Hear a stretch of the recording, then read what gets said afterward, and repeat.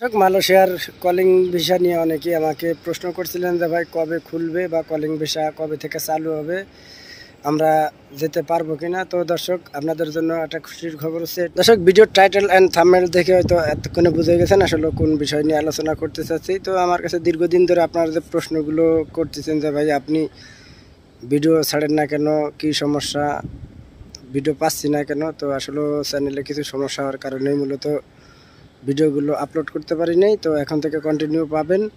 আর যে প্রশ্নগুলো করছিলেন তার মধ্যে বেশিরভাগই মালয়েশিয়ার কলিং কবে থেকে খুলবে, কলিং খোলা আছে কি না, আর যদিও খোলা থাকে আসলে কোন সেক্টর খোলা আছে। তারপরে জিজ্ঞাসা করছিলেন যে ভাইয়া মালয়েশিয়াতে কি যে 18,000 কর্মী যারা যেতে চাচ্ছিল বা সব কিছু কমপ্লিট হওয়ার পরেও যেতে পারে না, এরা আসলে মূলত কিভাবে যেতে পারবে যদিও সুযোগ থাকে। তো দর্শক, পুরো ভিডিওতে এগুলো নিয়ে আলোচনা করব। তো ভিডিওটি কোথাও স্কিপ না করে পুরো ভিডিওটি দেখার রিকোয়েস্ট করব। দর্শক, আপনারা ইতিমধ্যে জানেন যে মালয়েশিয়াতে লোক আসার জন্য যে 18,000 বাংলাদেশি আমরা আসতে পারি নাই যে কোনো কারণেই।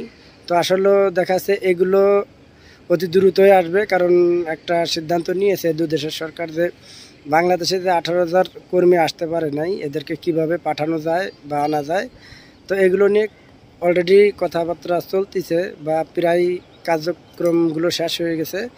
তো দেখা যাচ্ছে এপ্রিল বা মের মধ্যেই লোকগুলো আসা শুরু হবে। তার ভিতরে আমি একটা কথা আপনাদেরকে বলি যে মালয়েশিয়ার কলিং যখন খুললে আমরা কিন্তু সবাই জানি যে কবে খুলে, প্রত্যেকটা নিউজে দেয় যে আসলে এতদিন থেকে কলিং চালু হচ্ছে। তো এর মধ্যে যদি আপনাদেরকে কাছে কেউ বলে যে ভাই মালয়েশিয়ার কলিং খুলছে, এই সেক্টর আপনাকে নিতে পারবে, এত টাকা জমা দিতে হবে, তো আমি আপনাদেরকে রিকোয়েস্ট করব কখনো কারো কাছে না জিজ্ঞাসা করে টাকা পয়সা জমা দেবেন না। আর ইউটিউব দেখে কেউ যদি কোনো লোক বলে যে আমি লোক নেই বা লোক আনি, তো তাদের কাছে না দেওয়ার জন্য রিকোয়েস্ট করব, কারণ এটা হচ্ছে একটা অনলাইন প্ল্যাটফর্ম। আমি হয়তো আপনারা জানেন যে আমি আপনাদেরকে যতদূর পারি সঠিক যে তথ্যগুলো সেগুলো দেওয়ার চেষ্টা করি, কারণ একটা চ্যানেল সাবস্ক্রাইব করে রাখে এই কারণেই যাতে সঠিক তথ্যটা পায় বা সঠিক তথ্যটা জানতে পারে। তো সেখানে যদি আপনাকে আমি একটা ভুল নিউজ বা ভুল তথ্য দেই, সেক্ষেত্রে কি দ্বিতীয়তে আপনি আমার ভিডিওগুলো দেখবেন না।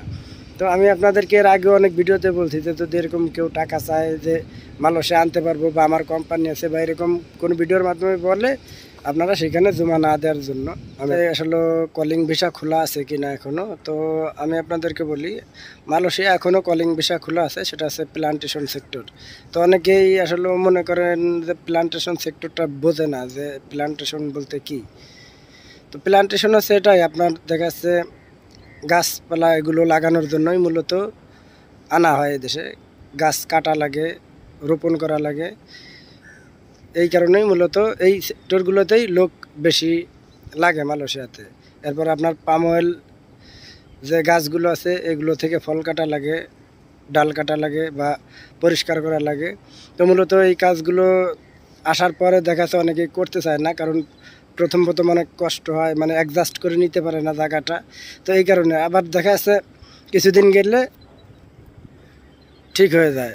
তো ওই পর্যন্ত আসলে দেখা যাচ্ছে সবাই অপেক্ষা করে না, কারণ আমি আপনাদেরকে বলবো না যে আপনি প্লান্টেশনে আসেন বা আসেন না, তো আসলে এরকম না। দেখা যাচ্ছে প্লান্টেশনেও তো অনেক লোক কাজ করতেছে বা তারা বেতনও ভালোভাবে পাচ্ছে। এরপরে জিজ্ঞাসা করছিলেন যে ভাই অন্য কোনো সেক্টর যেমন মার্কেটিং, আপনার কনস্ট্রাকশন এগুলো খোলা আছে কিনা। তো আসলে এগুলো আপাতত খোলা নাই, কারণ দেখা যাচ্ছে এগুলোর যে লোক প্রয়োজন ছিল সেগুলো তারা নিয়ে আসছে। আর এখন আপনার এই প্লান্টেশনে তাদের লোক বেশি লাগবে, এই কারণেই মূলত এটা এখনও খোলা আছে।